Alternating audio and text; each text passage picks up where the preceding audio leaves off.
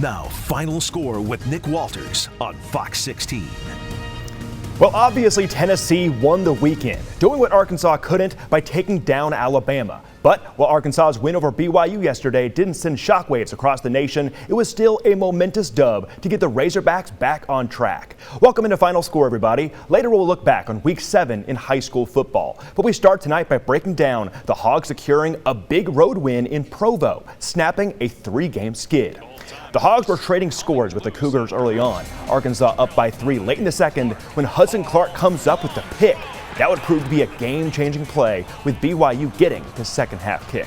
Ensuing drive, KJ Jefferson rips off his jersey and turns into Superman, somehow getting out of trouble and finding Trey Knox. A third down stop turns into a massive gain.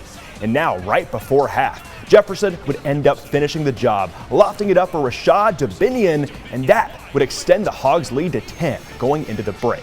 BYU within 3 yet again later on, but that Arkansas's offense was rolling today. After missing last week, KJ is on the money to Matt Landers. It was just KJ's day, sending 5 rockets for passing touchdowns, a career high for the junior.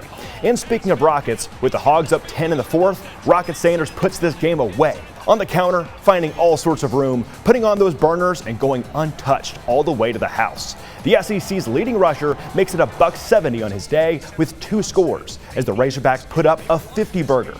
Arkansas wins 52-35, earning their first win since Missouri State. The Hogs move to 4-3 heading into their bye. Sam Pittman says BYU was a tough non-conference opponent, but he's proud of how his kids got the job done. I want to give them a lot of credit because they played extremely hard. We just got fortunate, had a few stops, and of course our offense was on fire for most of the game. And Kendall Browse needs credit for that. Cody Kennedy, those guys that had a great game plan. A lot of it trying to get the receivers to the middle of the field. And really proud of KJ. The third down play, Tom, before half, I have no idea how he got out of that and how he made that play. And third down, I know I had to make a play and made a play. That's what it's about, college football. That's why you want to play college football, just to, have those memories and just be able to reflect back on it like, hey, this is what we did in this game, and just being able to be embracing that moment. Just being able to be in college ball and just playing is truly amazing. We would love to avoid that situation, but it's cool to see KJ make something out of nothing there. But yeah, obviously, it's such a special play that he's able to extend it like that. I don't even know how many tackles he broke on that play, but it was insane to see him just get up and keep running. Oh, you're talking about the big run? Oh, yeah, big. Oh, yeah, definitely. Before that play started, right when we was finna run it, I was like, "Hey, Hud, I'm behind you. I believe in you." He looked back.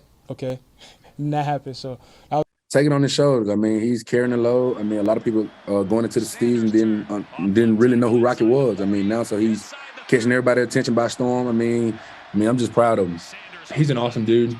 That the starting 5 and really everybody on the O-line loves Rocket. He's first one to always thank us after he has a big run or has something like that. And, he bails us out of a lot of bad situations and we bail him out of some bad situations. And it's just such a nice gel that we have going together. And I'm so excited for him. We have 5 games left, right, to get him to 1,000.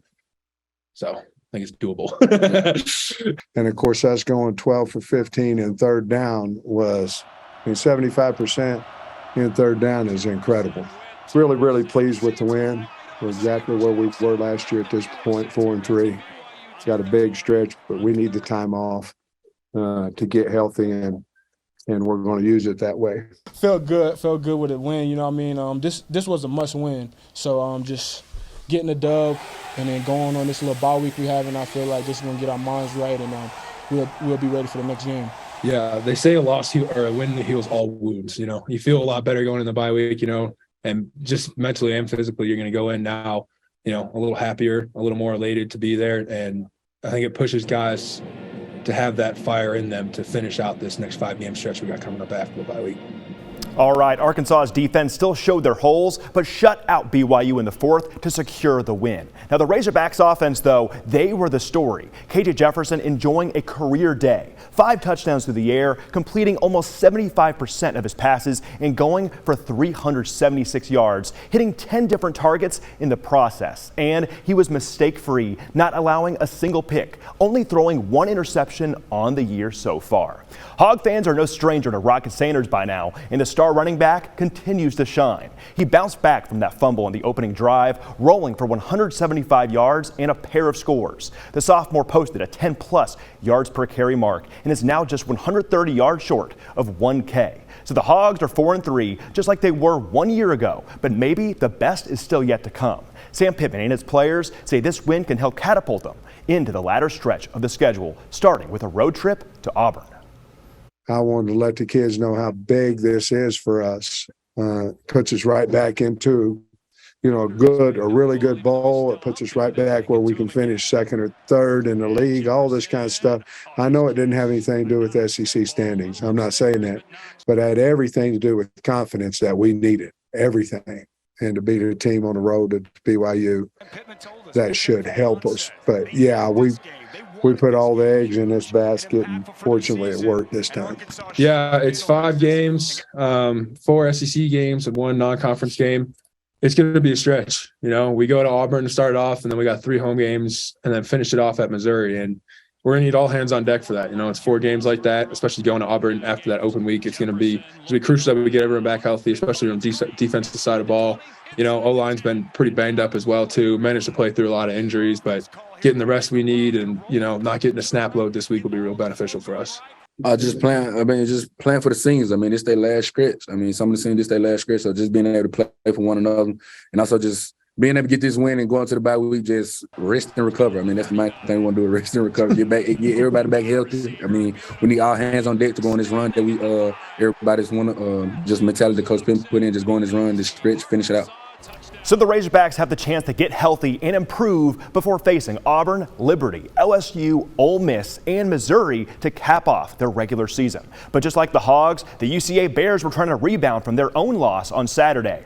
The Bears were at Kennesaw State this weekend and came out on top 51-24. Will McIlvain tossed for a couple scores, and Darius Hale ran in 2 of his own. Nathan Brown's Bears improved to 3-4 in the season, and they're also on bye next week. Now, Arkansas State trying to get out of their own recent woes. Red Wolves at Southern Mississippi and coming 1 point short on Saturday. James Blackman has a nice day at quarterback, but Butch Jones and A-State moved to 2-4 on the year. They're at Louisiana Monroe next week. So not a shabby weekend for fans for the Hogs and the Bears, but a lot of high school teams are feeling really good after week 7. After the break, Dudley Dawson joins us to break down the big wins we saw on Friday night. But that'll do it for our team at Fox 16 Sports. Thanks as always for hanging out with us and joining us to help recap your football weekend. Have a great week, and we'll see you next Sunday on The Final Score.